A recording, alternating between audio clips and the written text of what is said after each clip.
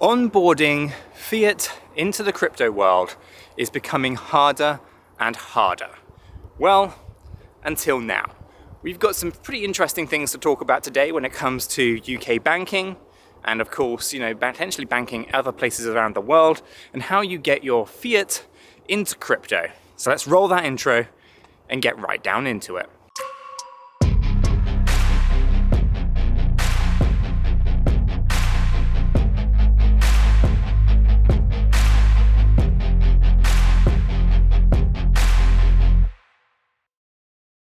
Hi guys, welcome back to another walk and talk video where I'm out in the kind of cold woodland area in the United Kingdom.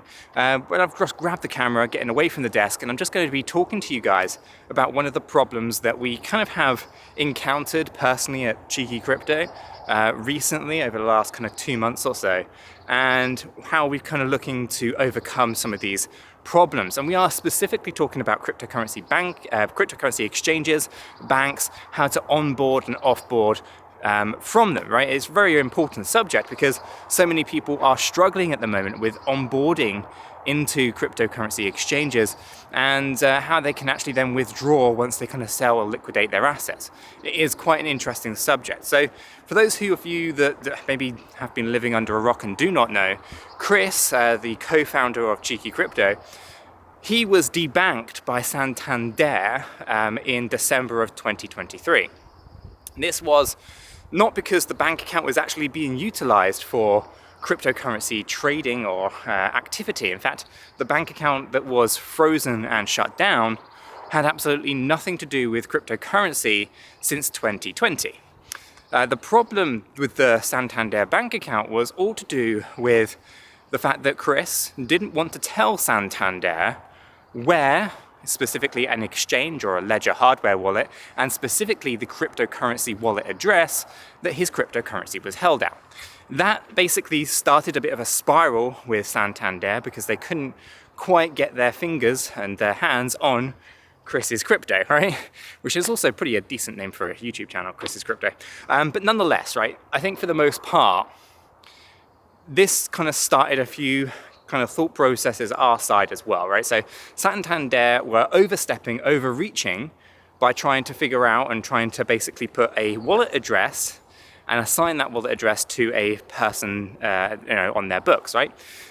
I understand that they're trying to protect themselves, but what they're not really appreciative here is that they're actually putting Chris and Chris's family at risk by asking for such information. Ultimately, we don't know who these employees are, right? They work for Santander, but we don't know who they are. We don't know if they're affiliated with gangs. We don't know if they're going to sell that information to someone else. And Chris is going to have a whole gang of people knocking on his front door with his wife and his young daughter there to basically steal his crypto, right? People have killed for less, as they say. So obviously Chris didn't want to send that information across, didn't want to tell them, and as such, they froze the account, shut it all down.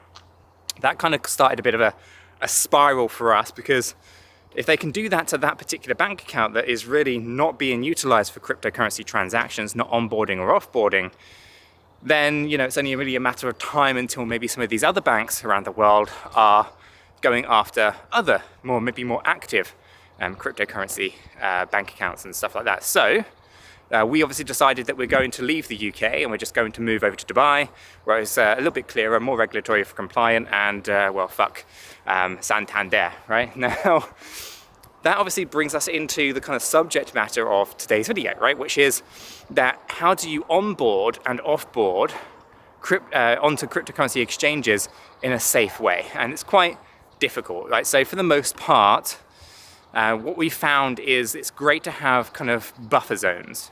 So I still like Coinbase. I still use Coinbase as the majority of kind of offboarding kind of stuff. But when it comes to onboarding, I don't do it through Coinbase.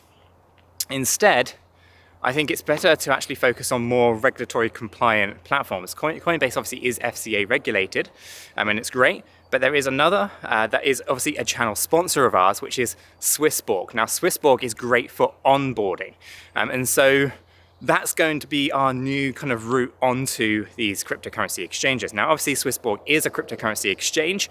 There is a link in the description down below. So I do urge you guys to go ahead and click on it, get yourself set up there, do the KYC, all the kind of usual stuff that you need to do. But it is going to be the best route, in my opinion, for onboarding onboarding fiat onto cryptocurrency exchanges like Swissborg, right? So Swissborg is kind of going to be the main subject matter of today's video. So obviously, when it comes to offboarding, that's a totally separate subject. We're going to just talk about onboarding here. So given everything that's been going on with kind of Santander, Chris's bank account, us moving to Dubai, we kind of need to look at how we move our fiat onto the cryptocurrency exchanges in a way that is going to be this kind of safest, cleanest, and isn't going to necessarily create too much fuss. Now, I've created a few videos over the last kind of few weeks or so talking about banks, because in order for us to onboard and to basically onboard via Swissborg, we need to be able to have a crypto-friendly bank, right? So that's the first thing that we're going to really want to do, right? Well, obviously, first thing I guess is make sure we've got a KYC'd account with Swissborg. And the second thing is to make sure that we sign up with a crypto-friendly bank. Now, obviously we've got Revolut. It's fantastic. I'd urge everyone who hasn't done so already, get yourself a Revolut. We've got Monzo. Monzo is another great one. Get on that one as well. I've used Wise, but they're not so crypto-friendly, so probably not do that one. I'm just kind of waiting until that account gets closed down at some point in the future. So probably don't use Wise for now. But I would be focusing in on Revolut, for example, and Monzo. Those are two kind of real kind of standouts. Now, I do use Barclays as well. They're okay with cryptocurrency. I've spoken to them quite a few times. They're not too bad, but I think for the most part in terms of banking, the way that I structure this is I have a Revolut account, for example, and I have a Barclays account. I move money from my Barclays account to my Revolut account, and then I onboard from Revolut to Swissborg, okay? This way I find that I have a bit of a barrier between my main current account, my brick and mortar Barclays account, and of course the onboarding onto a cryptocurrency exchange. So Swissborg is great for onboarding, okay? But it's also great for trading. So you can actually use Swissborg in a really, really clean and easy way, okay? It's like most other exchanges, but it has got some real quite unique features that actually make it a little bit easier to understand and easier to use. So like I said, right, sign up to Swissborg using the link in the description below, and you'll be able to kind of see just how easy it is to use, right? Sign up to things like Revolut, Monzo, and check out my previous video on the crypto-friendly banks and set those up as well. Have as many as you possibly can, just in case one gets burnt, and then use Swissborg to onboard fiat to crypto. Once it's on Swissborg, you can of course feel free to trade cryptocurrencies, right?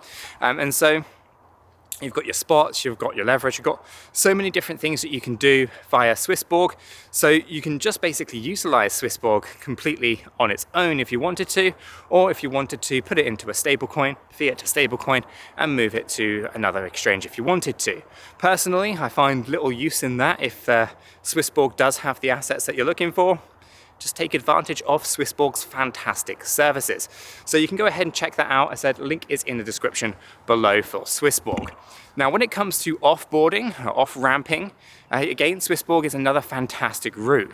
Personally, I like Coinbase, but during bullish times, Coinbase can be quite expensive. And this is because Coinbase is only operating on the Ethereum ecosystem. It's not the best. So, during bearish times, I have leaned more on Coinbase, but I will lean more on other exchanges like Swissborg for offboarding during the bullish market. This will be another thing that we'll probably talk about in a little bit more detail, probably as kind of the bullish market starts to really ramp up and we start talking about taking profits more seriously than we have done so far. So I think for this video and the purpose of today's video, it's important that we get ourselves set up properly, okay? Everything that happened to Chris with his Santander bank account kind of is a big alarm bell ringing in my head and in many other people's heads as well. If it can happen to Chris with this particular bank account that has little to no cryptocurrency activity on it, then it can happen to absolutely any one of us. And therefore, it's important that we take proper precautions into making sure that we are covered should anything happen. We want to make sure that we have a good on-ramp and a good off-ramp. Swissborg, in my opinion, is fantastic for that, so do check them out. And then of course, making sure that we have a barrier between our brick and mortar's current accounts, or the checking accounts that we use for our everyday things, such as mortgages, car loan payments, whatever it is. We want to make sure that there's a barrier between that account and of course the onboarding onto a cryptocurrency exchange. Using something like Monzo or Revolut is a fantastic option for this. Almost like a burner account that you can kind of utilize as a buffer between your main current checking accounts and of course the cryptocurrency exchanges. So why don't you check out this video where I go through the top crypto-friendly banks and I discuss what I think is the best option for making sure you have a good buffer. And why not check out, of course, Swissborg? The link is in the description below.